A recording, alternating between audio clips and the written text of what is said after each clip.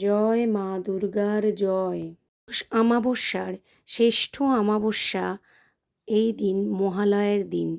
মাতৃপক্ষের শুরু এই দিন। পিতৃপুরুষের উদ্দেশ্যে এই দিন ভোর থেকেই তর্পণ করা হয়ে থাকে পিতৃপুরুষদের মুক্তি লাভের জন্য। শাস্ত্রের নিয়ম অনুসারে এই দিন যেগুলি একবারেই করা চলে না, চুল দাড়ি নখ কাটা, কিছুতে ধার দেওয়া বা শান দেওয়া, নতুন কিছু কেনা, আর ভিখারিকে বা বাড়িতে কোনো অতিথি আসলে তাকে দান করা, খালি হাতে না ফেরানো। এই দিন পোড়া খাবার একেবারেই খাওয়া চলে না।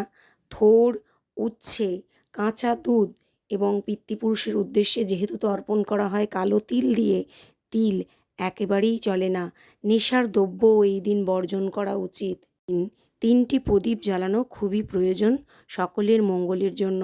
সন্ধেবেলা তুলসী মঞ্চের সামনে এবং ঈশান কোণে প্রদীপ জ্বালানো এবং জলাশয়ের ধারে বা বাড়িতে কোনো জলের বালতি থাকলে ঈশান কোণে প্রদীপ জ্বালাতে হয়। মা মহামায়াকে নীলকণ্ঠ ফুল দান করলে উনি খুব খুশি হয়ে থাকেন।